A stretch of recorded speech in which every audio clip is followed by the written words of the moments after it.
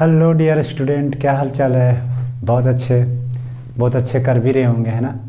तो पढ़ाई कैसी चल रही है आप लोग की? लग तो रही बहुत अच्छी चल रही है। और आप हमारे लेक्चर को बहुत इंजॉय कर भी रहे होंगे। एक से एक बेहतरीन लेक्चर्स हैं। उसके साथ ही डीपीपी भी है। तो डीपीपी के आप सारे सवाल कर रहे होंगे, उम्मीद ही मैं कर सकता हूँ, है कि नहीं। तो आज है हमारा कुछ दिन बाद लेक्चर आया है ड्यू टू सम प्रॉब्लम्स। आज बहुत दिन बाद लेक्चर्स आ रहे हैं हमारे। तो कोई बात नहीं, आज लेक्चर को आगे बढ़ाते हैं। और आज जो है हम लोग पढ़ने वाले बहुत ही इंपॉर्टेंट कॉन्सेप्ट, बहुत ही बढ़िया सा कॉन्सेप्ट। आप लास्ट तक बने रहिएगा, क्योंकि लास्ट में हम लोग पढ़ाने वाले हैं एक ऐसा सवाल, एक ऐसा टॉपिक जो कि हर साल नीट जेईई बोर्ड में ट्रेंड रहे हैं। हर साल, एक साल की बात ही नहीं है, हर साल ट्रेंडिंग है वो टॉपिक।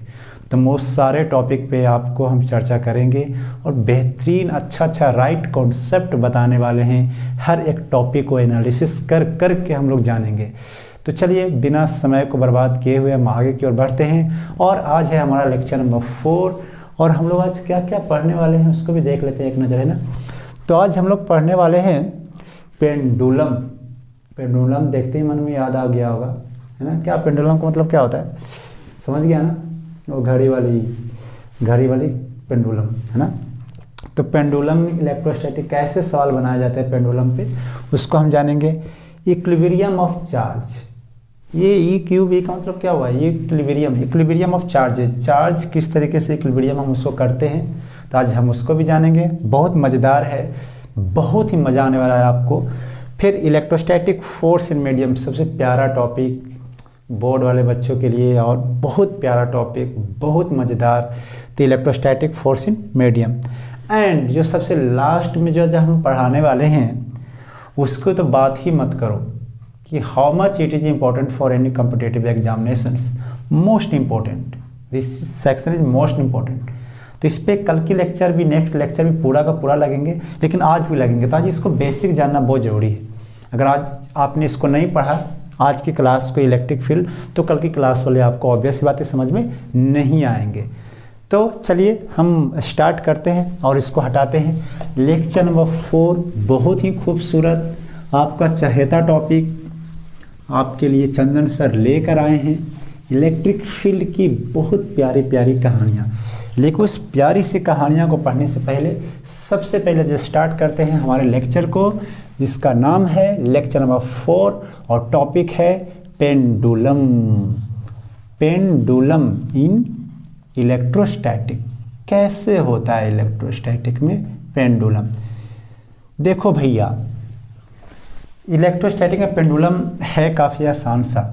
जैसे अगर आपने समझा कि अगर हम एक बॉल को, अगर इसमें हम चार्ज भर के दे दे, चार्ज भर दे, तो इसका मास तो m तो कुछ रहेगा ही, है कि नहीं। मास तो रहना m। और इस पे चार्ज जो है वो q चार्ज है।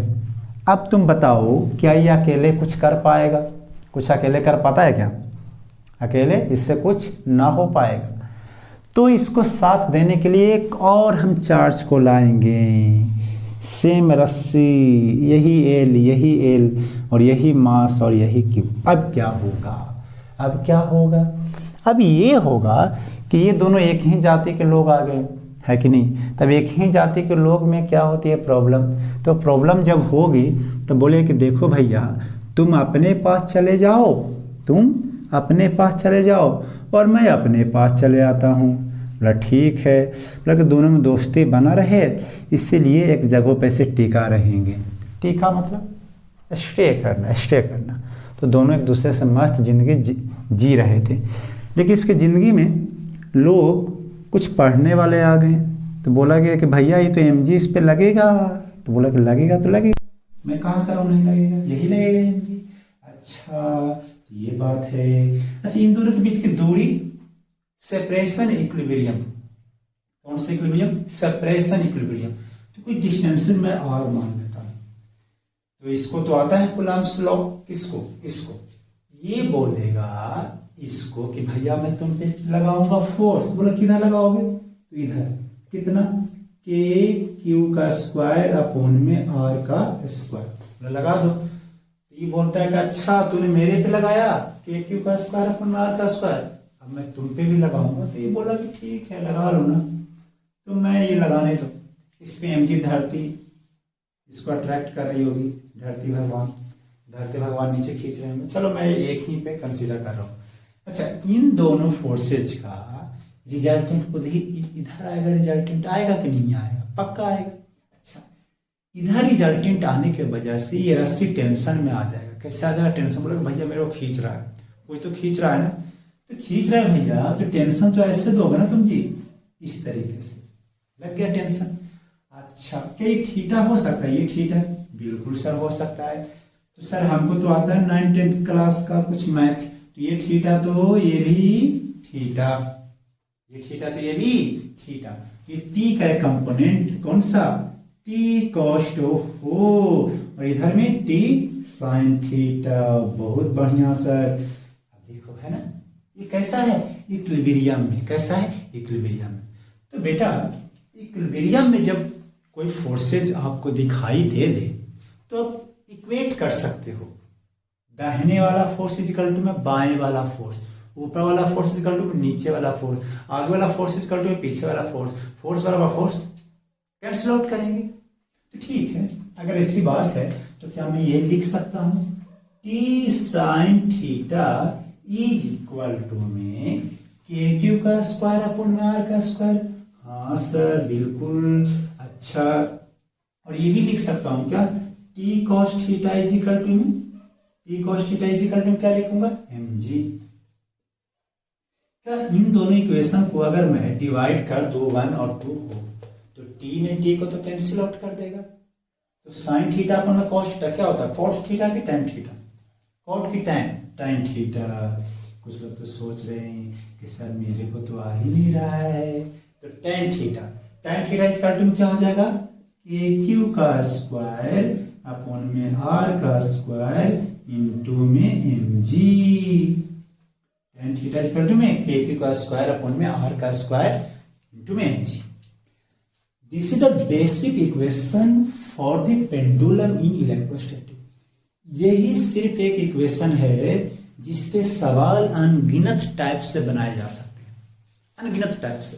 कभी थीटा दे दे, कभी ये दे दे, कभी बोले चार्ज लीक कर जा रहा है, इन दोनों के बीच के एक्स वैरिज कर जा रहा है, तो तरह तरह के आपको बोल सकते हैं। तो वो डराएंगे, मगर डरने का नहीं, वो हमेशा डराएंगे, बोले तुम डरो लेकिन डरना नहीं। इसमें कौन सी साइंस लगी? देखो कोई साइंस है क्या? कुछ नहीं, मैथ है बिल्कुल।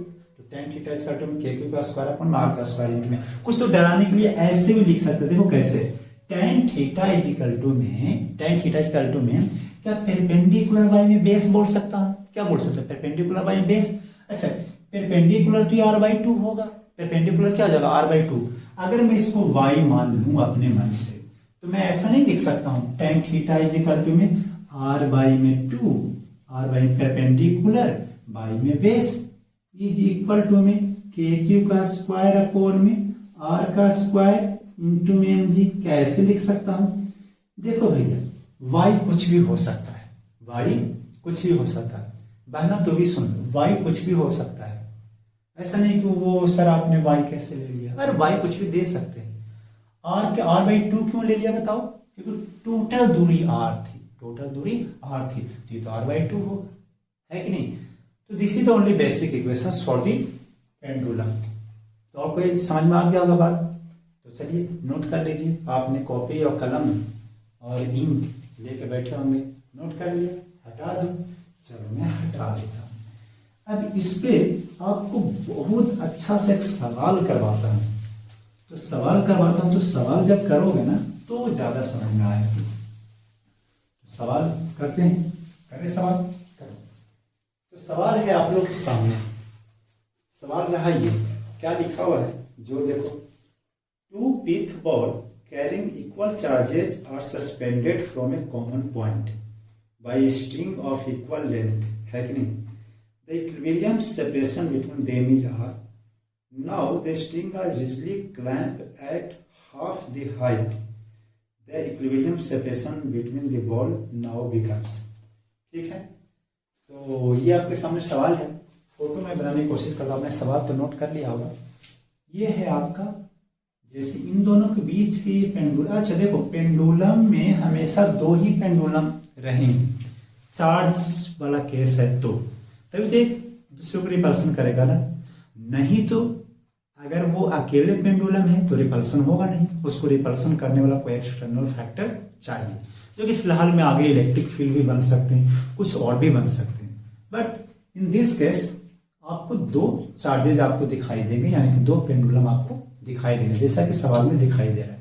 अब सवाल को पढ़िए, उसने बोला है कि पहले बार में इन दोनों के बीच की दूरी जो है y है और इक्विलिब्रियम सेपरेशन इज r है कि नहीं, r है, थीटा बीटा कुछ होगा, थीटा बीटा कुछ होगा।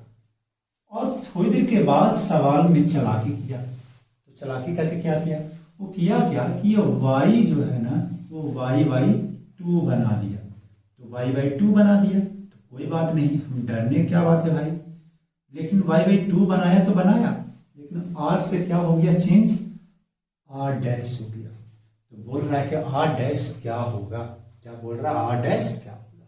चलिए क्या आप तैयार हैं करने के लिए, करते हैं। तुम एक बात बताओ, ये q है, ये m है, ये q है, ये m है, क्या इधर में इसको रिपल्सन करेगा कि q का स्क्वायर अपॉन में r का स्क्वायर, क्या नीचे में mj, ठीक हर साल के भांति इस साल भी हमने ऐसा इक्वेशन लिख दिया कि q का स्क्वायर, भी तो सिखाया क्या, इधर में टेंशन, इधर में टेंशन, क्या ये थीटा, ये थीटा, तो इधर में भी थीटा हो जाएगा, तो ये कितना हो जाएगा t cos थीटा, और इधर में कितना हो जाएगा t sin थीटा। बताओ क्या ये अभी कॉन्सेप्ट वाला ही तो है, तो तुम लिखो क्या, tan theta is equal to क्या लिखने वाला है बेटा, बोलो इक्वेशन कॉपी में से देख के बोल दो, के क्यू का स्क्वायर आर का स्क्वायर mg, इससे ज्यादा कुछ लिखो और क्या, नहीं लिख पाओगे।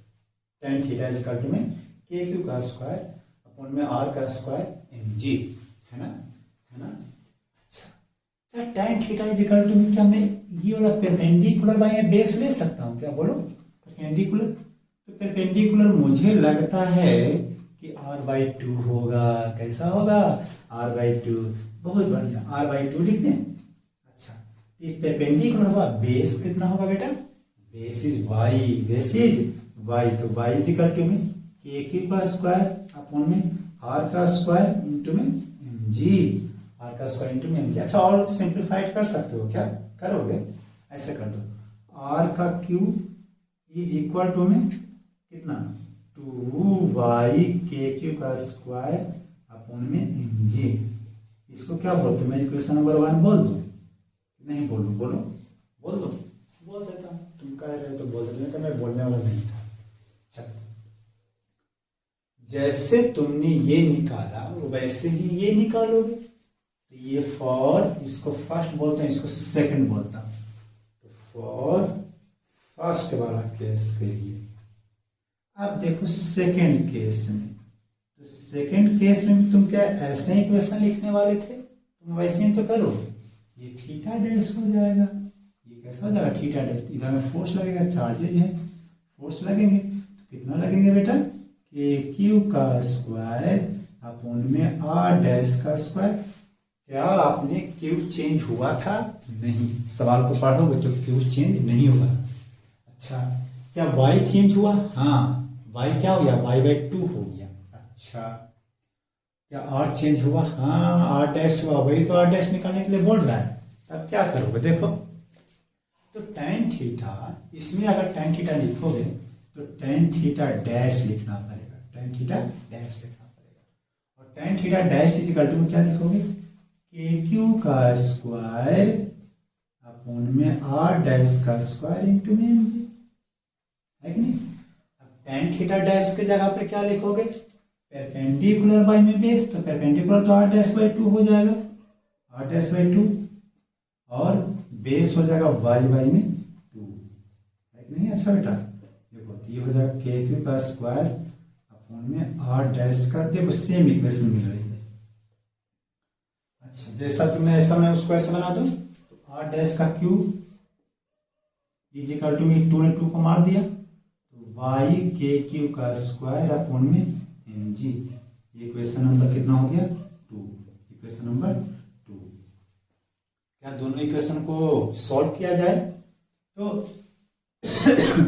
मुझे आर डैश निकालना, सॉरी आर डैश निकालना है ना, तो आर डैश ऊपर होना चाहिए कि नीचे होना चाहिए अगर निकालना हो सॉल्व करने के लिए। ऐसे तो किसी को डिवाइड कर दो, लेकिन अगर तुम इसको इक्वेशन 2 को डिवाइड करते हो इक्वेशन 1 से तो तुम्हें फायदा होगा। देखो आर डैश का क्यू अपॉन में आर का क्यू इज इक्वल टू, जब डिवाइड करोगे ना तो ये 1/2 मिलेगा। क्या मिलेगा 1/2 मिलेगा। क्या मिलेगा 1/2 मिलेगा। सिंपल सा। अगर तुम इसको डिवाइड करोगे तो देखो ये वाला तो है ही डेटा, ये सब कट जाएंगे तो सिर्फ 1/2 मिलेगा। और यहाँ से R dash Q is equal to में 1/r का क्यूब अपॉन में 2, यही होगा बेटा, बोलो। और यहाँ से अगर आप सॉल्व करना चाहो तो R dash is equal to में लिखा जाएगा आर अपॉन में 2 पर 1/3, यही तो होगा। This is the required answer, this is the required answer. इस सवाल हटा देता हूँ।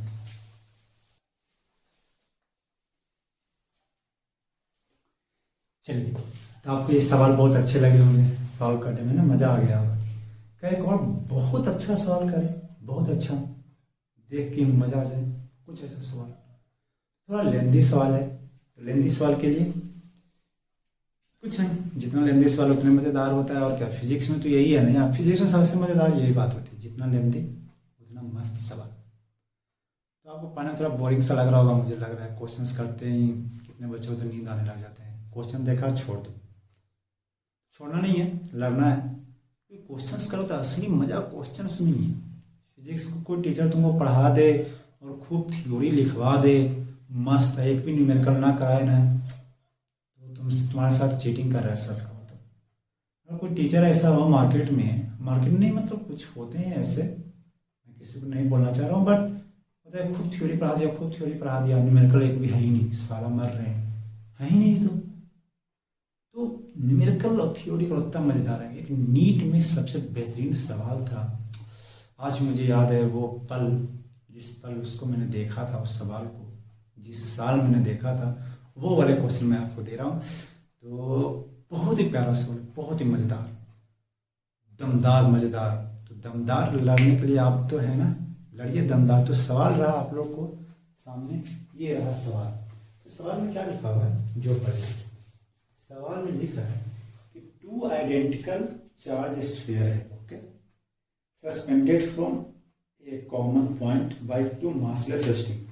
जैसे जैसे सवाल कर रहे हो आप फोटो बनाने की कोशिश करो, जब तक फोटो नहीं बनाओगे, फोटो मतलब जब तक ड्राइंग नहीं करोगे जब तक मजा नहीं आएगा। चलिए, तो 2 identical charge sphere suspended from A common point by 2 massless string of length L और initially at A distance small d। लेकिन स्मॉल डी बहुत छोटा है, मरने लायक है, मर सकता है तुम इसको, बहुत छोटा है। Apart because of their mutual repulsion. Mutual repulsion मतलब क्या होता है बेटा, आपस में रिपल्सन कर देना, आपस में रिपल्सन कर देना। उसके बाद लिखा है the charges begin to leak. Oh my god, begin to leak, okay okay okay. The charges begin to leak from both the sphere. साला एक स्फीयर तो समझ में नहीं आ रहा, दोनों स्फीयर के साथ दे दिया। अच्छा, charges begin to leak from both the sphere at constant rate. ये कांस्टेंट रेट का मतलब क्या होता है, कांस्टेंट रेट का मतलब dq अपॉन में dt, मतलब dq मतलब छोटा चार्ज समय के साथ लीक कर रहा है, वो कांस्टेंट है।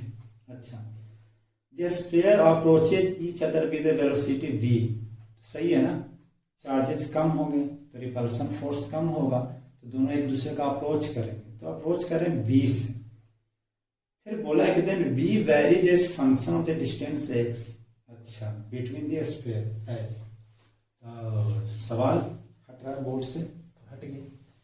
तो कह क्या रहा था कि जैसे दो चार्जेज हैं और इस तरीके से ऐसे सेपरेशन है, कुछ इस तरीके से, तुम्हें क्या दिक्कत है बताओ, कोई दिक्कत है क्या? नहीं दिक्कत है ना, इस तरीके से है, दोनों के बीच में d दूरी है। तुम इक्वेशन तो लगा ही सकते हो ना भैया, लगवाओ ना, बिना कुछ लिखे मैं कर दूं क्या, tan theta is equal to, क्या लिख दूँ, के क्यू का स्क्वायर अपन में डी का स्क्वायर इंटू में एम जी, है कि नहीं। इसका तो कोई रोल नहीं है फिलहाल, मैंने इसे लिख दिया।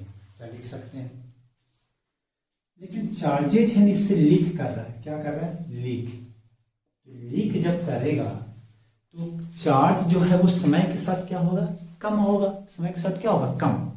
तो कम होगा तो दूर जाएगा कि पास आएगा, कम होगा तो दूर जाएगा कि पास आएगा, पास आएगा। क्यों पास आएगा, क्योंकि दोनों के बीच में जो फोर्सेज हैं, दोनों के बीच में जो फोर्सेज हैं वो क्या होगा, कम होने लगेगा। क्यों कम होगा, क्यों कम हो रहा है। तो जब किसी भी इंस्टेंट पर जब तुमने देखा, किसको देखा, चार्ज को देखा, तो देखा भैया ये दोनों सारे एक दूसरे को v वेलोसिटी से आ रहे थे। और उस समय फोटो थोड़ा अजीब सा नहीं बन गया, अजीब सा बन गया, अच्छे से बना लेते हैं। हाँ, तो जब तुमने देखा उसको तो कुछ इस तरीके की सिचुएशन थी, कुछ इस तरीके से ऐसे, और दोनों के बीच की दूरी कितना था बेटा, x, है ना। और दोनों एक दूसरे को कैसे आ रहे थे, v वेलोसिटी से। वो भी ऐसे आ रहा था, ये भी आ रहा था। बोला कोई बात नहीं भैया, आने दो, मैं भी तो हूँ। चलिए, तो यहाँ पे थीटा हो गया और ये एल हो गया, ये भी एल था, और ये तो x/2 हो जाएगा, हाफ x/2 होगा कि नहीं होगा, बोलो, होगा ना x/2। अच्छा, तो x बहुत छोटा है, x क्या है, बहुत छोटा है, बिल्कुल छोटा है, कोई बात नहीं, रहने दो। अच्छा, क्या तुम लिख सकते हो tan theta is equal to में के क्यू का स्क्वायर अपॉन में x का स्क्वायर इंटू में मुझे, सर ये कहाँ से लिख दे रहे हो, यही समझ में नहीं आ रहा मेरे को। तो कॉन्सेप्ट ऑफ पेंडुलम बताया था ना, उसमें ये क्वेश्चन नहीं बताया था मैंने, है ना, तो लिख दिया। अच्छा, theta is very very, 2-3 bar small, very very very small. देखो मेरे बेटे, थीटा जब छोटा होता है ना, थीटा जब छोटा होता है ना, एक मजेदार कहानी बनती है। वो मजेदार कहानी तुमको याद भी करना है, वो मजेदार कहानी तुमको याद भी करनी है। क्या मजेदार कहानी है कि सर tan थीटा और sin थीटा दोनों इक्वल हो जाते हैं। tan थीटा और sin थीटा दोनों क्या हो जाते हैं, इक्वल। ऐसी है कहानी, ऐसी है कहानी। तो इसका मतलब कि हम इस वाले इक्वेशन को कैसे लिख सकते जानते हो, sine theta is equal to में के क्यू का स्क्वायर अपॉन में x का स्क्वायर इंटू में एम जी। बोलो, नहीं लिख सकते हैं। अच्छा, साइन थीटा क्या होता है, परपेंडिकुलर बाय बेस। अरे सर नहीं नहीं नहीं, परपेंडिकुलर बाय में हाइपोटेन्यूज होता है सर, लंब बटे में कर, पढ़ा तुम लोगों ने, परपेंडिकुलर बाय में हाइपोटेन्यूज। तो साइन थीटा परपेंडिकुलर बाय में हाइपोटेन्यूज, तो परपेंडिकुलर कौन है, x के x/2। बताओ, x के x/2, सर x/2 होगा ना, आप मेरे को बेवकूफ बना रहे हो। तो x/2 अपॉन में हाइपोटेन्यूज कितना, l की 2l, सर l होगा ना, l होगा, है ना। ये कितना प्यारा सा एक इक्वेशन बन गया। अच्छा, अब देखो, क्या मैं ऐसा लिख सकता हूं कि 2kl अपॉन में mg और क्या लिख सकते हैं, इंटू में क्या लिख सकते हैं, q का स्क्वायर इज इक्वल टू में x पे पावर 3। बोलो कैसे लिख दिया, ये जो है q का स्क्वायर तो इधर पे इधर है और mg भी है, और ये x उधर चला गया तो x का q हो गया, लिख सकते हैं ऐसा, बिल्कुल। ये तुम्हें पता चल रहा है, 2kl mg सब कांस्टेंट है, नहीं है कांस्टेंट, है ना, कांस्टेंट, पूरा का पूरा कांस्टेंट है, पूरा का पूरा कैसा है, कांस्टेंट। देख के देखो तुम, तब बोलना सर आप क्यों कांस्टेंट का नाम ले रहे हो, क्योंकि आंसर जो है, आंसर की जो इसका है वो थोड़ा कांस्टेंट को लेना देना नहीं, कैसे प्रोपोर्शनलिटी देख रहा है, कितना प्रोपोर्शनल है, इसलिए मैं इसको कांस्टेंट मान लिया। चलिए, तो हम ऐसा लिख सकते हैं, क्यू का स्क्वायर इज इक्वल टू में एक्स का क्यू अपन में वो नया वाला कांस्टेंट, ये कांस्टेंट को नीचे सी से लिया है, कर सकते हैं, हाँ सर। अच्छा, मैं ऐसा कर सकता हूँ क्या, क्यू इज इक्वल टू में एक्स पे पावर 3/2 अपॉन में कांस्टेंट लिख सकते हैं ऐसे, कांस्टेंट पे 3/2 करोगे भी, चाहे रूट करो तो कांस्टेंट ही रहेगा ना, कर सकते हैं। चलो ठीक है, क्या मैं इसको यहाँ लिख सकता हूँ? लिख सकता हूँ। चलो तो लिखोगे तो इसको हटाते हैं, इसका कोई रोल नहीं है फिलहाल, है ना, इसको हटा दिया। तो देखो जब उसको लिखोगे यहाँ पर, तो एक लाइन लिख देता हूँ तुम लोग के लिए, है ना, तो तुम पागल हो जाओगे, सर कैसे लिख दिया आपने 3/2। डिफ्रेंशिएट कर सकता हूँ, बिल्कुल कर सकते हो। सर ये आपको क्यों जरूरत पड़ेगी, इसको देख के डर लगता है? डरना थोड़ी ना है, क्योंकि लीकेज जो था वो dq/dt से रिप्रेजेंट करेंगे, इसलिए हमने डिफ्रेंशिएट कर दिया। अच्छा इसको डिफ्रेंशिएट करो तो सर पावर बाहर आ जाएगा और 3/2 -1 हो जाएगा, इंटू में dx/dt हो जाएगा। और सर c तो ऐसे कांस्टेंट का वो तो रह जाएगा सर, उसको थोड़ा डिफ्रेंशिएट करेंगे। चलिए तो dq/dt जो है कि खुद एक बेचारा लाचार व्यक्ति है, dq/dt खुद लाचार व्यक्ति है। कैसे? क्योंकि खुद बेचारा कांस्टेंट है। खुद बेचारा कैसा आदमी है? कांस्टेंट। कांस्टेंट तो बेचारा फंसा हुआ है आज। तो ये कांस्टेंट है, कांस्टेंट को फिर से मैं सी लिख दूँ, क्या लिखता हूँ? k इज इक्वल टू में 3/2 x पे पावर कितना हो जाएगा? 1/2 हो जाएगा ना, 1/2 इंटू में dx/dt क्या होता है? dx/dt क्या होता है बताओ? क्या होता है? वेलोसिटी। क्या होता है? वेलोसिटी इंटू में 1/c। तो देखो सब कांस्टेंट, इसका मतलब √x इंटू में v इज इक्वल टू में कांस्टेंट। सब कांस्टेंट तो कांस्टेंट बोल दिया, तो v inversely proportional to √x। देख लो कौन सा सही आंसर, देख लो कौन सा सही आंसर है। कोई भी नहीं, फर्स्ट वाला हो जाएगा ना, फर्स्ट वाला। इसको ऐसे भी लिख सकता हूँ ना, v डायरेक्टली टू x की पावर -1/2, फर्स्ट वाला। कितना मजेदार क्वेश्चन था यार, तो पढ़ ही नहीं पा रहे थे। तो देख रहा है ना कितना मजेदार क्वेश्चन, बहुत ही अच्छा क्वेश्चन था, सच में अच्छा था क्वेश्चन। आप अगर नीट में और जेई में अगर आप हो तो इसको 1-2 बार करना है ना, 1-2 बार करना, इंपॉर्टेंट क्वेश्चन करना है ना, मतलब बहुत अच्छा क्वेश्चन है। आपको ऐसे सवाल और भी मिलेंगे आपको डीपीपी में।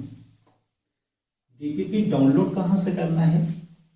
डीपीपी आपको डाउनलोड करना है, नीचे डिस्क्रिप्शन में जब क्लिक करोगे ना तो आपको लिंक मिलेगी।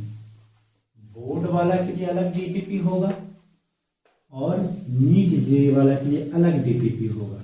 लेकिन आज किस्मत इतनी अच्छी चल रही है कि नीट का डीपीपी, जेई का डीपीपी एंड बोर्ड का डीपीपी, दोनों का डीपीपी कॉमन है।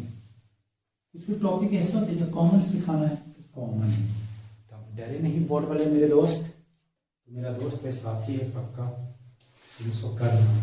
चलो अब आगे बढ़ते हैं और हम लोग दूसरे टॉपिक पे आते हैं, जिसका नाम है इक्विलिब्रियम ऑफ चार्ज। क्या नाम है बेटा? Equilibrium of charge. Equilibrium of charge देखा है कभी? चार्ज को देखा है कभी? चार्ज को नहीं देखा होगा, कि देख लिया तुम लोगों ने? तुम लोग साला कलाकार हो, तुम लोग कुछ भी देख सकता है।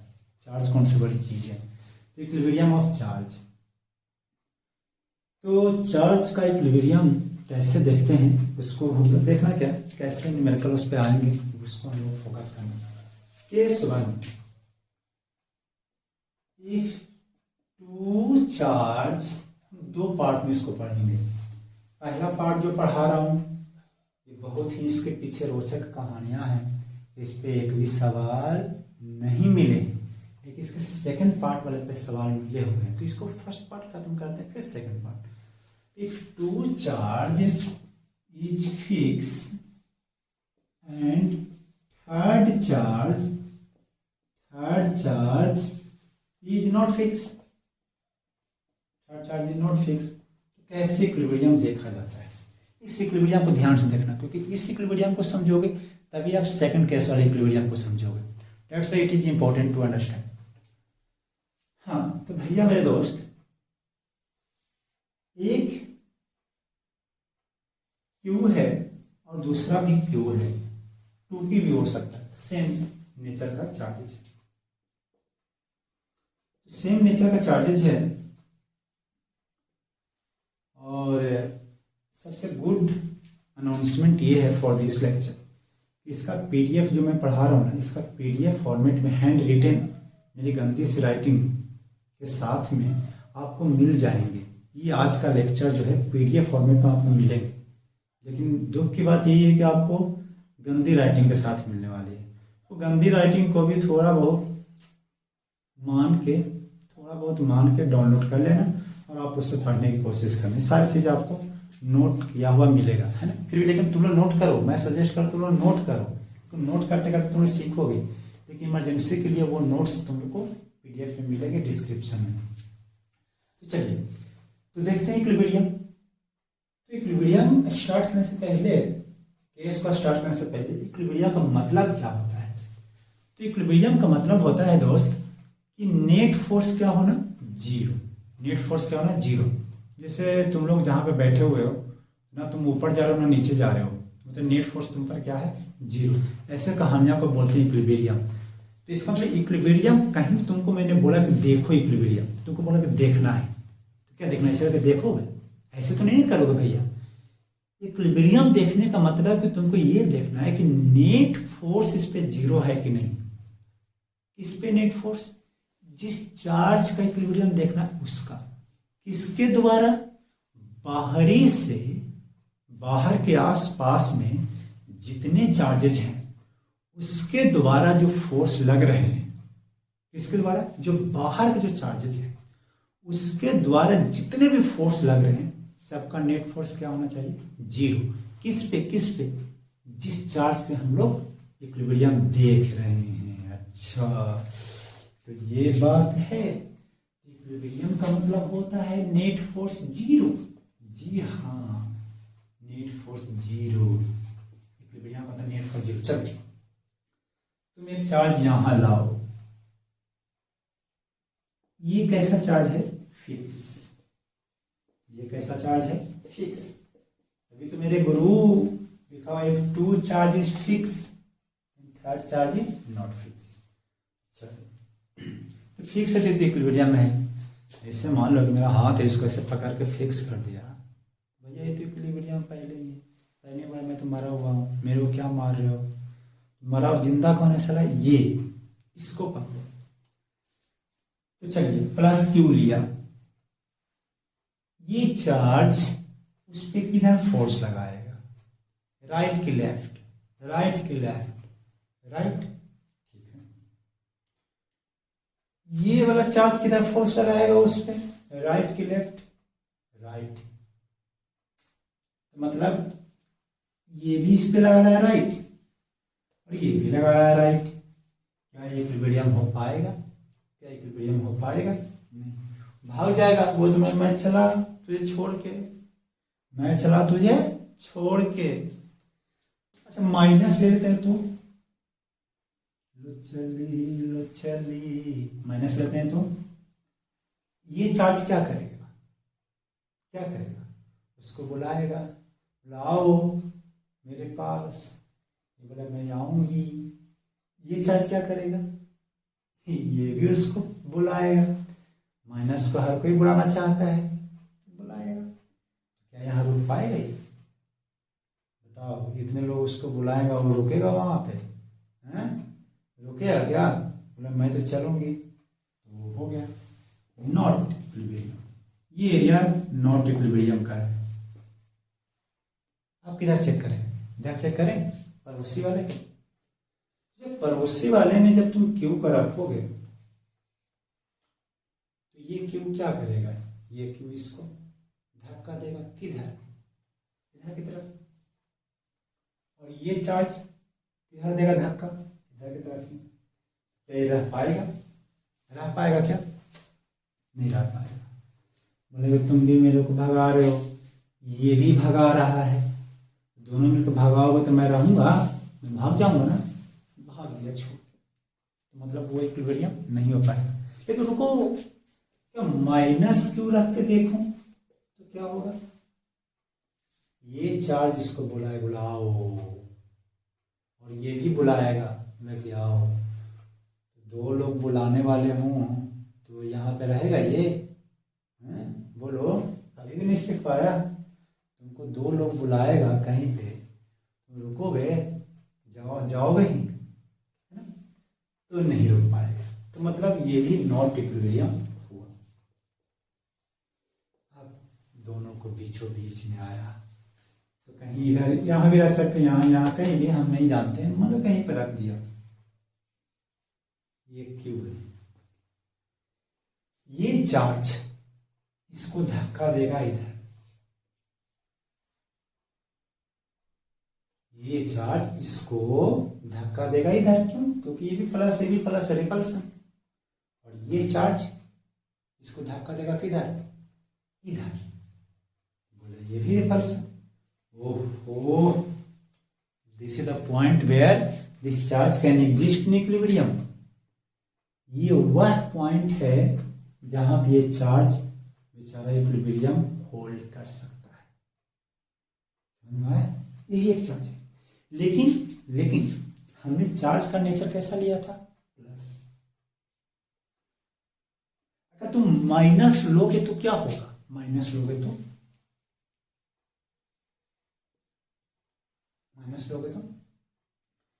ये चार्ज इसको बुलाएगा कि आ जाना,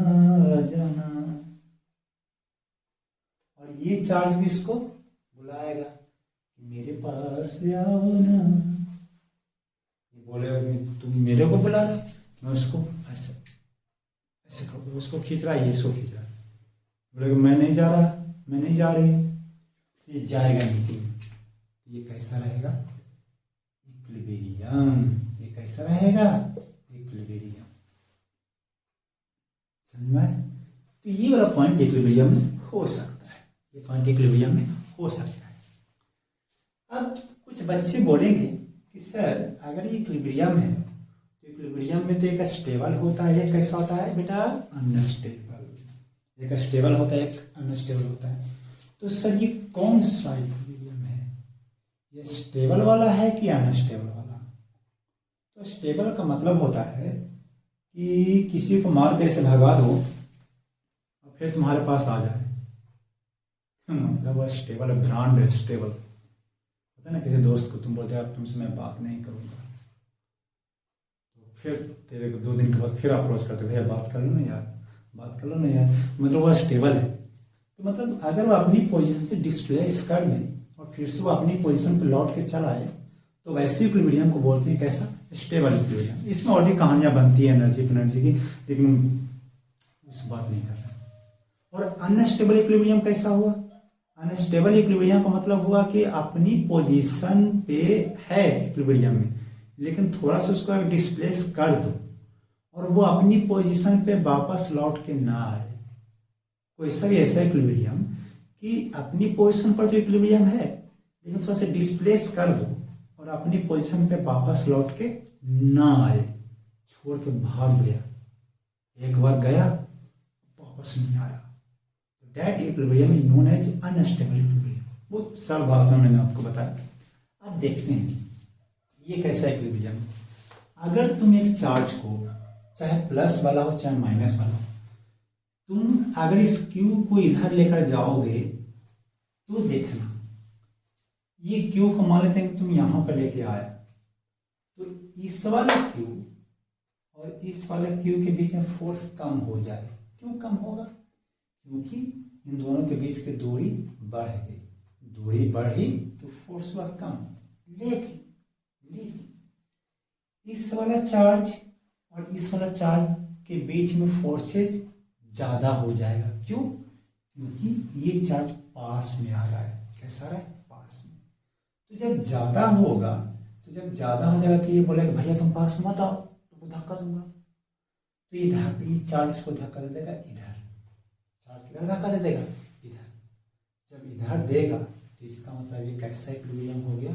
स्टेबल इक्विलिब्रियम। क्योंकि जब इधर की तरफ बढ़ेगा तो ये रिपल्सन करेगा, तो रिपल्सन करेगा तो भैया रिपल्सन तो स्ट्रॉन्ग रिपल्सन होगा, क्योंकि दोनों के बीच की दूरी कम रही है। जितना कम दूरी कमते जाएगा तो धक्का देते पूरा धक्का देगा। इधर वाला फोर्स कमजोर हो रहा है, मैं मान रहा हूँ कमजोर हो रहा है, वो उसकी ताकत नहीं है, लेकिन इधर वाले तो धक्का देने लग गया, ज़्यादा डोमिनेट कर गया, तो ये फिर से अपनी पोजीशन पर आना चाहेगा। तो ये कैसा होगा? Stable equilibrium. प्लस में चार्ज कैसे इक्विलिब्रियम हुआ? स्टेबल। क्या तुम्हें बात समझ में आया? क्या तुमको बात समझ में आया कि कैसी बात है? प्लस वाला चार्ज। माइनस क्यू वाले का क्या हालात है?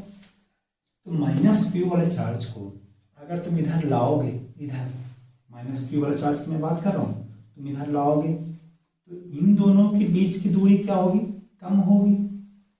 फोर्स बढ़ेंगे। फोर्स क्या होगा? बढ़ेंगे। अच्छा, बढ़ेंगे तो ये चार्ज बोले कि मैं तो बढ़ रहा हूँ, तुम आओ मेरे पास, तो ये चार्ज इस माइनस क्यू का मतलब खींचेंगे ऐसे।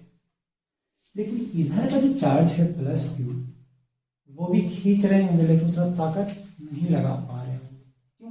क्योंकि उन दोनों के बीच की दूरी बढ़ गई, इधर की दूरी कम हो रही है, तो ये चार्ज जो है उसको ज्यादा खींचेगा अपनी तरफ। क्या हो भैया? तो इसका मतलब ये इधर भाग आएगा, इधर भाग जाएगा, इधर भाग जाएगा, मतलब अपनी पोजीशन से छोड़ा तो निकल दिया, बेवफा बन गई। तो बेवफा चार्जेज अनस्टेबल होती है।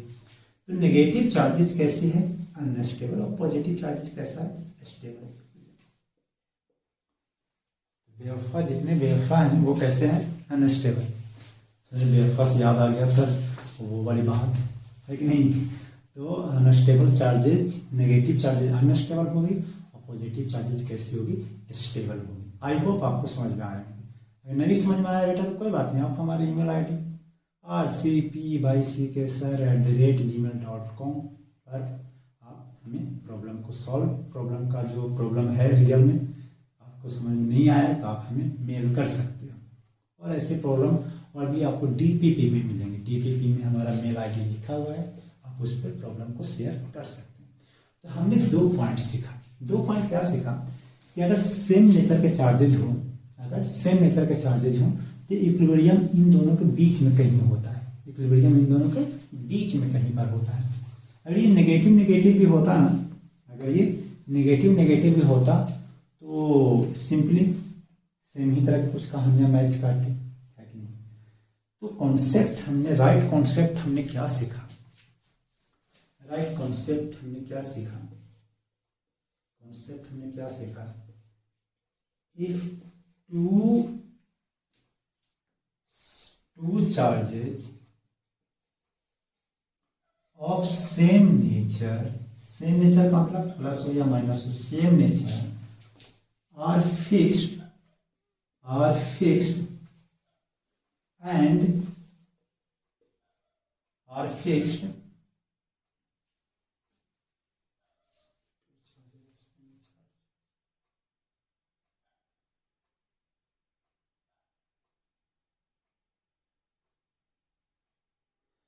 if two charges of same nature are fixed, then third charge will be equilibrium in between of them. अंग्रेजी टूटी फूटी है, समझ में आ जाएगा ना? If two charges of same nature are fixed, मतलब फिक्स कर दिया गया, then third charge will be equilibrium in between of them, दोनों के बीच में ही होता है। तो आप इस कॉन्सेप्ट को याद भी रखिए। चलिए, क्या होता होगा जब दोनों अलग अलग नेचर के आ जाएं तो?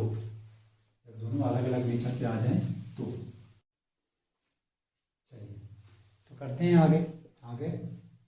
दोनों अलग अलग नेचर के होते हैं तो क्या करते हैं? जैसे एक है क्यू और एक है 3q, लेकिन वो माइनस का है। एक है क्यू, एक है 3q, लेकिन माइनस का है। सेम इक्विलिब्रियम चेक करते हैं जैसा आप मैंने सिखाया, रख के देखते हैं। पिछले वाले केस में आपको मैंने रख के चेक किया, ऐसा नहीं एग्जाम में आगे तो रख के देख रहे हैं, आधा घंटा बीत गया। पिछले वाले प्रॉब्लम को समझ के रट लेना है कि भैया ऐसा होता है तो होता है। क्यों होता है? आप रख के देखा था, एक्सप्लेनेशन सीखा, अब इसको देखो कैसे होता है। सेम उसी तरीके से करेंगे। चलो बीच में रख देते हैं, डायरेक्टली सब बीच से स्टार्ट करते हैं। पिछले बार साइड से किया था ना, सब बीच से स्टार्ट करते हैं। चलिए, क्यू रखा, क्या रखा? क्यू। प्लस क्यू रखा, तो ये चार्ज, ये दोनों फिक्स है भैया, ये फिक्स है, -3 क्यू है, ये प्लस क्यू है। ये प्लस क्यू क्या करेगा? रिपल्सन किधर करेगा? रिपल्सन इधर। -3 क्यू क्या करेगा? अट्रैक्शन किधर? और होगा तो चार्ज इधर आएगा ना भैया, लेकिन भैया को वो पॉइंट नहीं है। चलो -क्यू लिख कर देखते हैं, क्या पता माइनस में आ जाए आंसर। ये चार्ज किधर अट्रैक्ट करेगा? इसको अपनी तरफ, और ये चार्ज इधर नहीं रिपल्सन करेगा, क्योंकि नेगेटिव है ना, तो नेगेटिव रिपल्सन, पॉजिटिव है नेगेटिव अट्रैक्शन, ये भी रिपल्सन किया, लेकिन भैया हमका ये पॉइंट नहीं है। इधर देखते हैं, चार्ज प्लस क्यू रखो, ये चार्ज -3 क्यू उसको किधर करेगा? अट्रैक्ट करेगा पक्का। और ये चार्ज क्यू क्या करेगा? रिपल्सन।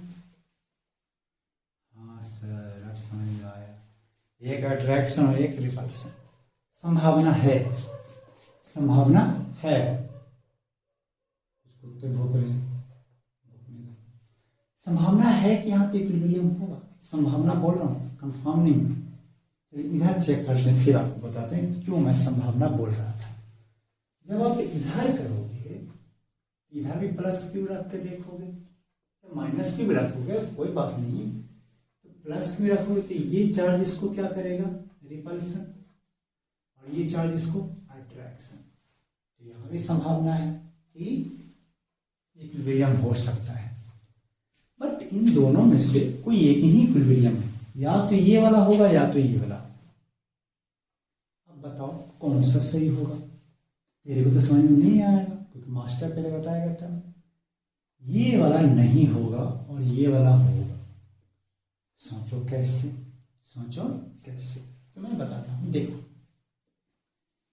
ये 3Q के पास में चार्ज है और 3Q मैग्नीट्यूड में ज्यादा है, अच्छा, और दोनों के बीच की दूरी भी कम है, तो सारा चार्ज भी ज्यादा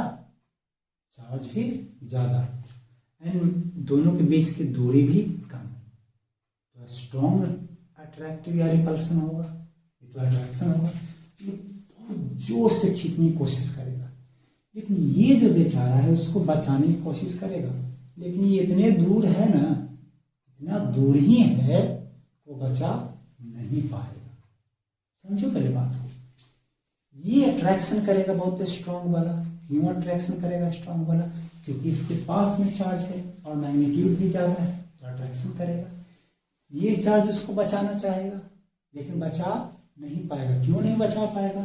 क्योंकि बेचारा उतना दूर है कि कहाँ से बचा पाएगा, और मैग्नीट्यूड बेचारा कम है कि नहीं। तो ये वाला इक्विलिब्रियम हो नहीं सकता है, नॉट पॉसिबल। दिखने में लगेगा, दिखने में तो लग रहा है ये साला ये इक्विलिब्रियम है, लेकिन इक्विलिब्रियम ये नहीं है। चलो ये वाला को करते हैं। ये वाला देखो, ये स्ट्रॉन्ग रिपल्सन लगाएगा इसको, इस क्यूब को स्ट्रॉन्ग रिपल्सन लगाएगा, लेकिन ये अट्रैक्शन भी लगाएगा, लेकिन इसका मैग्नीट्यूड ज्यादा है, तो थोड़ा दूरी पर है, तो बैलेंस करने की संभावना है। ये लगाएगा फोर्स बहुत ज्यादा, मैं जानता हूँ लगाएगा, लेकिन इसका भी तो मैग्नीट्यूड ज्यादा है ना, तो ये उसको खींचने की कोशिश करेगा और दूसरे फोर्स को बैलेंस कर सकता है ना। तो ये वाला केसेस पॉसिबल है। तो यानी कि अगर दो चार्ज फिक्स रहे तो अच्छा, इसमें तो केस है था ही नहीं, तो ये वाला हुआ पॉसिबल। यानी कि अगर दो चार्जेस फिक्स रहे, दो चार्जेस क्या रहे? फिक्स रहे, तो equilibrium of third charges lies near the smaller charges among of them. नहीं समझ में आया ना? नहीं आया ना समझ में? मुझे पता था कि नहीं आएगा समझ में, इसलिए मैंने सोचा था कि दो बार बताऊंगा, इसलिए मुझे पता था कि दो बार। यहाँ पर अगर प्लस क्यू बेटा जी रखा, तो क्या ये भी -3Q चार्ज है ना? है सर, है। क्या ये भी क्यूब चार्ज है? ठीक है। दोनों में से स्ट्रॉन्गर कौन होगा सर? थ्री क्यू वाला। सर आपको कैसे पता लग गया? अरे पता लग जाता है, मैग्नीट्यूड ज़्यादा है चार्ज का और दोनों की दूरी भी तो देखो ना कितना कम है। तो force is inversely proportional to दूरी बिटवीन देम, दूरी बिटवीन देम। भैया ये दूरी जितना कम रहेगा फोर्स तो ज़्यादा हो जाएगा ना। तो फोर्स जब ज़्यादा हो जाएगा -3q वाला, तो वो चार्ज को अपनी तरफ अट्रैक्ट कर लेगा, तो वो बचाने की कोशिश करेगा, ये उधर की तरफ फोर्स लगेगा, वो बचा नहीं पाएगा। क्यों? क्योंकि देख बेचारा कितना दूर में है और कितनी चार्ज कम है, दया कर यार उस पर, बचा ही नहीं पाएगा। और होगा क्या, ये चार्ज इधर कोलैप्स कर जाएंगे। तो नॉट पॉसिबल, इक्विलिब्रियम यहाँ पर पॉसिबल नहीं।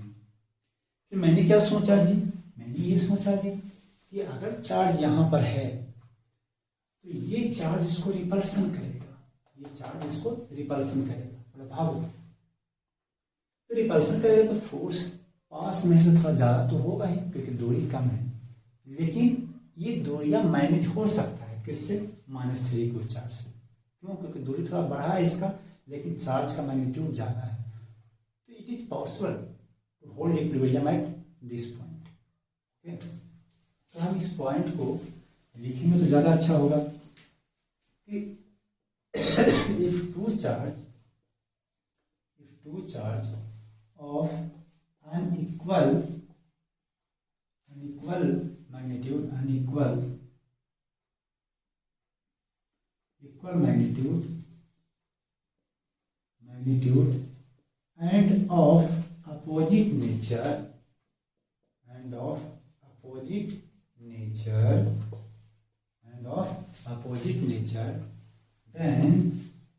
then equilibrium of third charge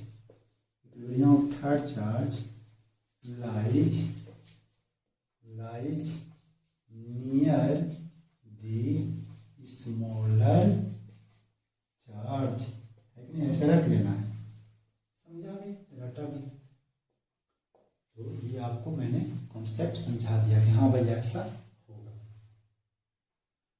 हटा दे। इलेक्ट्रोस्टैटिक और 12th में इलेक्ट्रोस्टैटिक और ऑप्टिक्स, ज्योमेट्रिकल ऑप्टिक्स, दोनों both are mostly lengthy chapters. It may भी इसका लेक्चर लंबा जा 19-20 लेक्चर भी जा सकते हैं। और ऑप्टिक्स के तो 1 महीना का लेक्चर होता है। तब डरे नहीं, सारे कॉन्सेप्ट को क्लियर करेंगे हम आपके लिए। तो हो गया, हटा दो इसको, हटा देते हैं।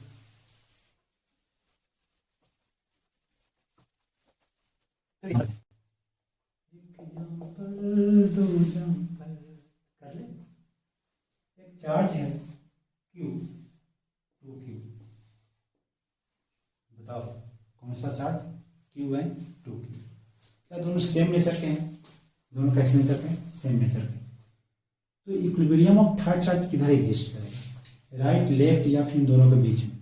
राइट लेफ्ट या इन दोनों के बीच में? तुम्हारा आंसर क्या होगा? दोनों के बीच में। क्यों? मैंने सीखा है। तो पूछ रहा है कि फाइंड पोजीशन एंड मैग्नीट्यूड तो कुछ भी हो सकता है ना।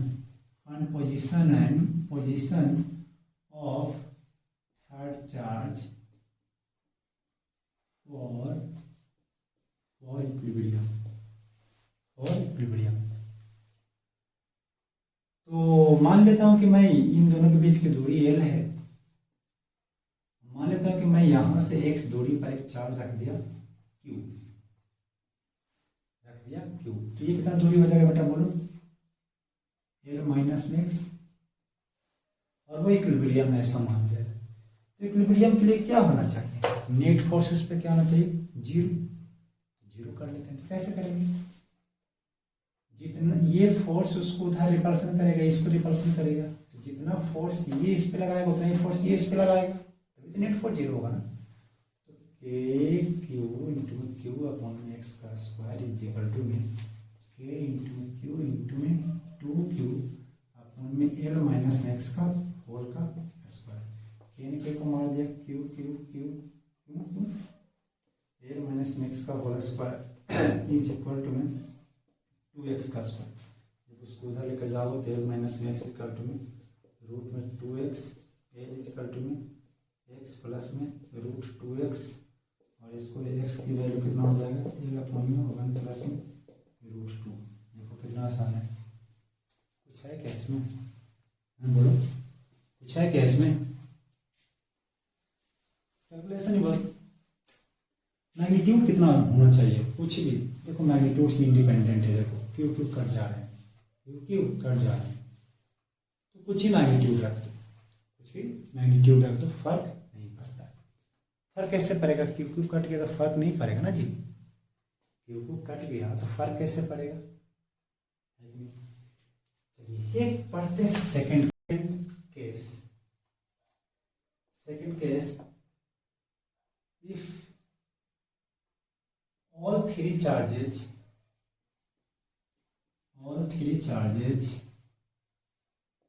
is not fixed, तीनों चार्ज से कोई फिक्स नहीं है। ये अपनी इंपॉर्टेंट है, जे नीट में आ रहे हैं सवाल, आए थे अभी तो नहीं आए। क्यू 2q, दोनों के बीच की दूरी l, थर्ड चार्ज है ये। देखो क्या क्या पूछा है, सवाल के जरिए समझने की कोशिश करते हैं। Find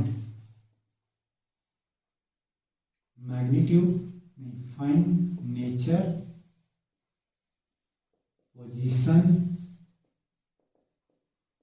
and magnitude of third charge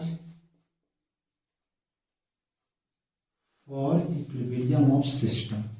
मतलब कि एक तीसरा चार्ज निकाली है, तीसरा चार्ज की मैग्नीट्यूड, नेचर, पोजीशन निकाली है कुछ इस तरीके से कि सारा सिस्टम कैसा होना चाहिए, इक्विलिब्रियम में होना चाहिए।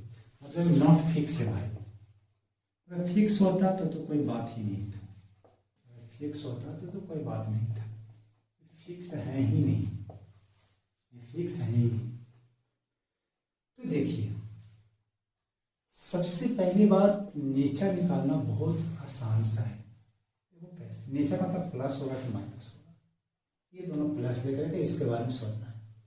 तुम प्लस ले को देखो, तो प्लस जब लेकर देखोगे तो ये चार्ज इसको क्या करेगा, रिपल्सन। अच्छा आएगा बीच में इक्विलिब्रियम, ये बात पक्का है।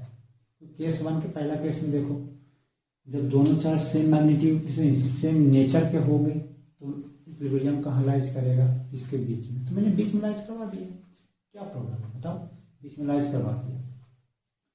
अब जो है जैसे ये क्यू है स्मॉल क्यू, ये 2q उसको रिपल्सन करेगा किधर, इधर की तरफ, और ये वाला चार्ज किधर रिपल्सन करेगा, इधर, क्योंकि प्लस प्लस है तो रिपल्सन करेगा। अच्छा ये तो इक्विलिब्रियम में हो गया, क्या ये इक्विलिब्रियम हुआ कि नहीं हुआ? ये इक्विलिब्रियम हुआ कि नहीं, इसको तो देखो, देखना पड़ेगा क्योंकि वो फिक्स नहीं है ना। फिक्स रहता तब तो नहीं देखते, देखते हैं इसको। ये चार्ज प्लस तुमने लिया था, तो ये चार्ज इसको क्या करेगा, रिपल्सन किधर, इधर, और ये भी चार्ज रिपल्सन। ये इक्विलिब्रियम में नहीं रह पाएगा। अगर ये नहीं होगा तो ये भी नहीं होगा। अगर दो एक भी इक्विलिब्रियम नहीं है तो फिर तीसरा को चेक करने का क्या फायदा। सिस्टम का पूछना है, सारा सिस्टम इक्विलिब्रियम हो, मतलब माइनस करना पड़ेगा। माइनस करना अगर पड़ेगा, देखो चेक कर लेते हैं। ये चार्ज इसको अट्रैक्ट करेगा, ये चार्ज इसको अट्रैक्ट करेगा, ये तो इक्विलिब्रियम हो गया। इसको देखो, ये चार्ज इसको अपनी तरफ अट्रैक्ट करेगा, लेकिन ये इसको रिपल्सन कर देगा, इक्विलिब्रियम में हो सकता है। सेम उस तरह से आप अपने से चेक करो, तो नेचर कैसा होगा, नेगेटिव चार्ज। पोजीशन कैसे निकालना है सिखाया था, एक्स मान लो, ये कितना हो जाएगा एल माइनस एक्स, इसमें नेट फोर्स क्या कर लो, जी करो, के क्यू इंटू में क्यू अपॉन में एक्स का स्क्वायर, जितना ये इसको अट्रैक्ट करेगा उतना ही ये भी अट्रैक्ट करेगा। बहुत सारे बच्चों को मन में आया होगा कि सर आप ये माइनस क्यों नहीं लगा रहे हो, यहाँ पर माइनस क्यों नहीं लगा रहे। देख बेटा, माइनस इसलिए नहीं लगा रहे हैं कि तूने मान लिया ना कि अट्रैक्ट कर रहा है, माना कि नहीं माना, तूने माना ना कि अट्रैक्ट कर रहा है, तूने मान जब लिया अट्रैक्ट कर रहा है तो माइनस क्यों लगाओ। क्योंकि फिजिक्स में माइनस प्लस का मतलब सिर्फ डायरेक्शन होता है। अब तो पहले तुम बोल ही रहा है कि भैया ये जो चार्ज है उसको वो अट्रैक्ट करेगा, तो एक तरफ कर लिया अट्रैक्ट वाला, ये उसको रिपल्सन करेगा, एक तरफ वाला फोर्सेज है, ये भी उसको अट्रैक्ट करेगा, एक तरफ वाली फोर्सेज है। दोनों जब फोर्सेज बैलेंस करेंगे तो करा दिया बैलेंस, के क्यू सबको मार दिया। तो एल माइनस एक्स का whole square is equal to 2x का square, sorry L minus X is equal to में रूट में 2x और L is X is equal to में एल 1 प्लस में रूट। ये आ गया पोजिशन आ गया। चलिए और मैग्नीट्यूड के लिए, किसके लिए, मैग्नीट्यूड के लिए। तो मैग्नीट्यूड के लिए जब निकालना है तो मेरी बात ध्यान से सुनो। पोजीशन जब भी निकालना हो तो थर्ड चार्ज पे नेट फोर्स को जीरो करो, मतलब जितना उधर वाला फोर्स इक्वल टू इधर वाला फोर्स, तो पोजीशन आ जाए। कैसे? क्योंकि देखो क्यू अपने से कट जाएंगे, ना कटता तो जान प्राण चला जाता, लेकिन कट गए तो सिर्फ पोजीशन आ गया। अगर तुम नेट फोर्स इस पे जीरो किया मैग्नीट्यूड के लिए तो ये गारंटी है कि आंसर नहीं आएगा, क्योंकि फिर से कट जाएंगे, फिर यही आंसर आ जाएगा पोजीशन। गारंटी समझ आ रहा है?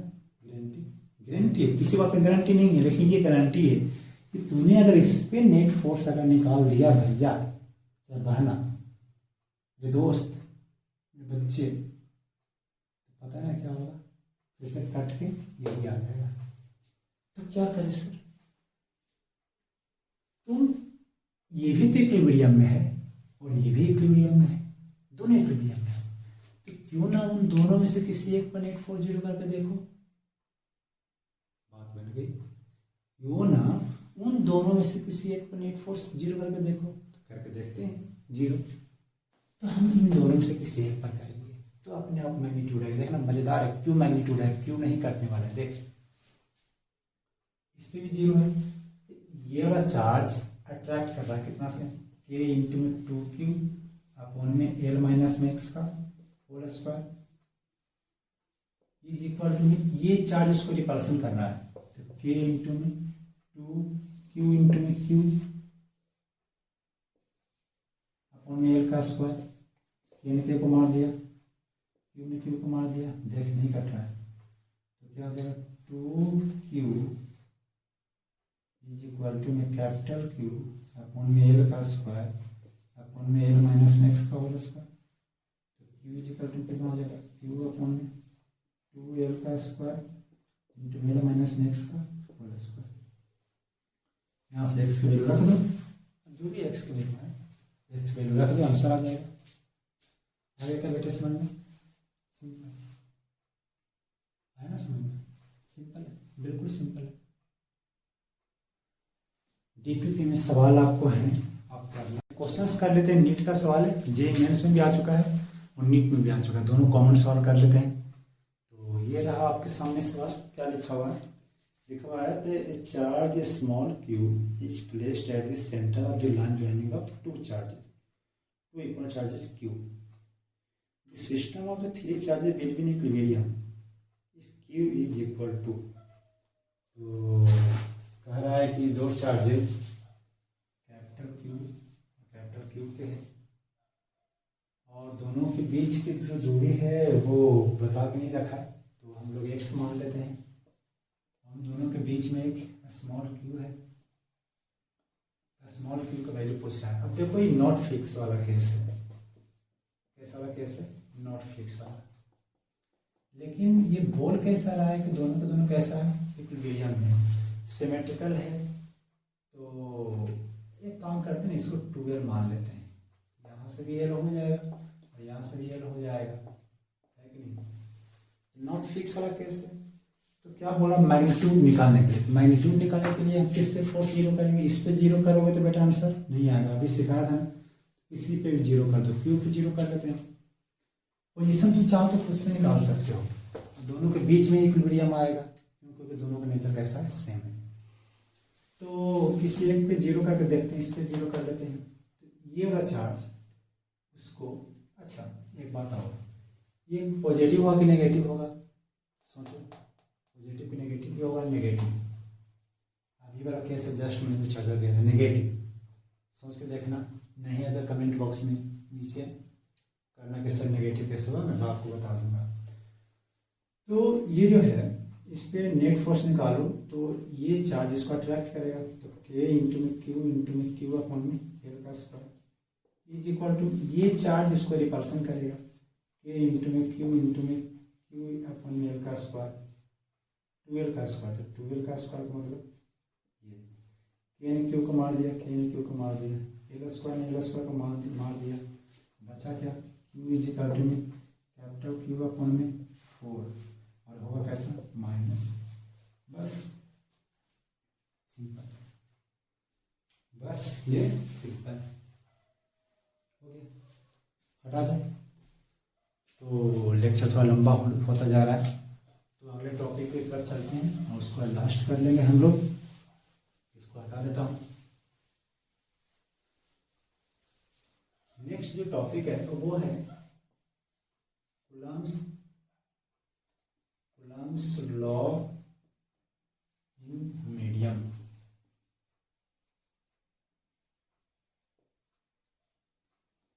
देखो,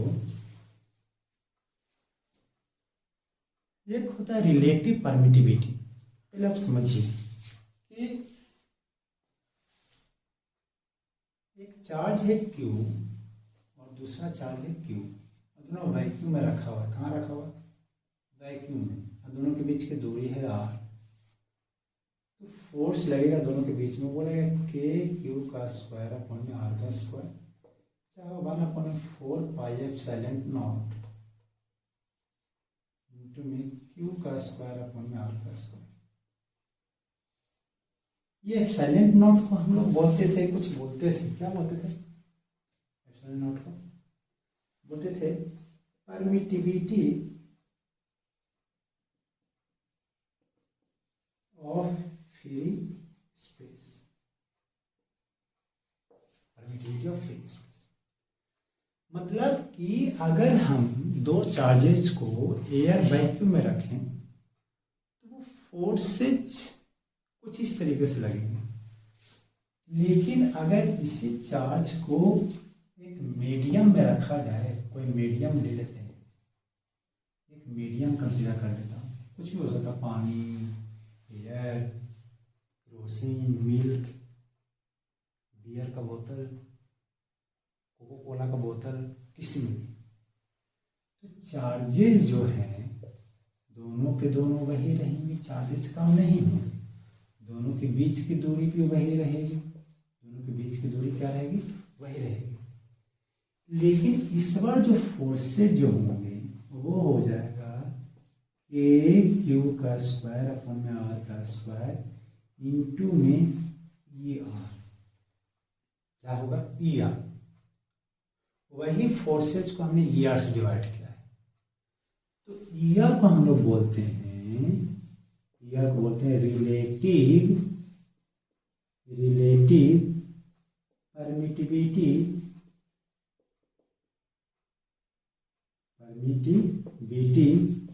ऑफ मीडियम।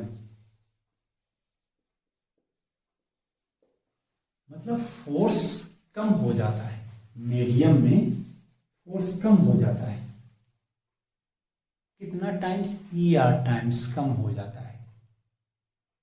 तो अगर आप इसको ऐसे लिखें, F medium is equal to F vacuum upon में ई आर, क्यों, एफ वैक्यूम अपॉन में ई आर है कि नहीं। अब जो है इसको एफ वैक्यूम था कितना, वो था 1/4 पाई एप्सिलॉन नॉट इंटू में क्यू का स्क्वायर अपॉन में आर का स्क्वायर, और ई आर जो है एक और हो जाएगा, ई आर एक और हो जाएगा, नहीं ई आर एक और हो जाएगा। तो यहाँ पर ई नॉट इंटू में ई आर को बोलते हैं एब्सोल्यूट परमिटिविटी, एब्सोल्यूट परमिटिविटी। क्या बोलते हैं? Absolute permittivity. नहीं आ रहा होगा समझ में, क्या इसको बोल रहे हैं? Absolute permittivity. इसको क्या बोलते हैं? Absolute permittivity. अच्छा, और एक इंटरेस्टिंग बात है कि ईआर को रिलेटिव परमिटिविटी ऑफ मीडियम तो बोलती हैं, दूसरी बात इसको डायलैक्ट्रिक कांस्टेंट भी बोलते हैं। ये डायलैक्ट्रिक कांस्टेंट अगले चैप्टर में आएगा, मस्त। डायलैक्ट्रिक कांस्टेंट भी बोलते हैं। क्या समझ में आ रहा है बेटे? आपको डायलैक्ट्रिक कांस्टेंट भी बोलते हैं। एब्सोल्यूट परमिटिविटी ऑफ मीडियम इसको बोलते हैं। रिलेटिव का मतलब होता है कि वैक्यूम के कंपेयर में उसकी परमिटिविटी, वैक्यूम के compare permittivity. Permittivity the simply कि फोर्स को कितना अलाउ करता है उसमें लगने के लिए, वही परमिटिविटी। आप नोट कर दिए होंगे, आप नोट, ये कुत्ते कुछ भूख रहे हैं, क्या करें बेटे। तो ये जो हो गया ई नॉट इंटू मीआर, तब इसको हटा रहा हूँ। तो आप देखिए सिंपली बात हमने क्या सीखा, तो सिंपली बात ये सीखा कि ई नॉट इंटू में E R is equal to में एब्सोल्यूट परमिटिविटी को मैं ऐसे बोलता हूँ, एब्सोल्यूट परमिटिविटी को, एब्सोल्यूट परमिटिविटी को मैं ऐसे बोल रहा हूँ, परमिटिविटी। इसमें बहुत सारे बच्चे परेशान रहते हैं, अब डरे नहीं। चाहे इसको ई नॉट इंटू में dielectric constant is equal to में ई बोल देगा, या फिर के इज इक्वल टू में ई अपॉन में ई नॉट भी बोल सकते हैं, है कि नहीं बेटा? सिंपल सी बात है। ई को क्या बोलते हैं? परमिटिविटी। इस पर बहुत प्यारा सा सवाल है, आपको डीपीपी में मिलेंगे। परमिटिविटी ऑफ मीडियम मैंने बहुत अच्छे से बताया है, परमिटिविटी ऑफ मीडियम। तो देखो फोर्स इज इक्वल टू में मीडियम में फोर्स अगर निकालना हो, तो इसी बात को मैं रिपीट कर दे रहा हूँ, मीडियम फोर्स निकालना हो तो वैक्यूम में फोर्स कितना है और उसको के से डिवाइड कर दो। चाहे इसी बात को दूसरी भाषा में क्या लिख देते हैं? ई आर से। दोनों के दोनों बात एक ही है। आपको इसके सवाल कहाँ मिलेंगे बेटे? आपको इसके सवाल कहाँ मिलेंगे बेटा जी? आपको डीपीपी। बहुत प्यारा सवाल आप कीजिएगा, बोर्ड के लिए बहुत मोस्ट इम्पोर्टेंट था। तो यानी कि मीडियम में फोर्सेज कम हो जाते हैं कितना टाइम्स? उसके एब्सोल्यूट उसके डायलैक्ट्रिक कांस्टेंट के टाइम्स कम हो जाता है। ये डायलैक्ट्रिक कांस्टेंट क्या है, चाहे ई आर क्या है, वो डायलैक्ट्रिक कांस्टेंट है। ई आर वो जस्ट एक नंबर है जो कितना टाइम्स उस फोर्स को कम करता है, बस इतना आप समझो। तो आज इलेक्ट्रिक फील्ड हो नहीं पाया, तो बेटा जी हम अगले क्लास में इलेक्ट्रिक फील्ड से स्टार्ट करेंगे। मिस मत कीजिएगा हमारे लेक्चर्स को, बहुत ही प्यारा लेक्चर होगा। ईयर को इलेक्ट्रिक फील्ड का बहुत ही प्यारा लेक्चर होने वाला है। तो आप इसके लेक्चर्स नोट्स जो है मेरी गंदी राइटिंग में आपको डिस्क्रिप्शन में डाउनलोड करने का ऑप्शन मिल जाएगा, आप वहाँ से कीजिए। और इसका डीपीपी आप मन लगा कर कीजिए, बहुत ही अच्छा डीपीपी है। अगर आप हमारे लेक्चर नंबर 3, 2, 1 नहीं किए हैं तो प्लीज़ वहाँ पर जाइए और लेक्चर नंबर 3, 2, 2 डाउनलोड कीजिए और अच्छे से कीजिए। तो इसी थॉट्स के साथ हम आज लेक्चर को एंड करते हैं। All the best.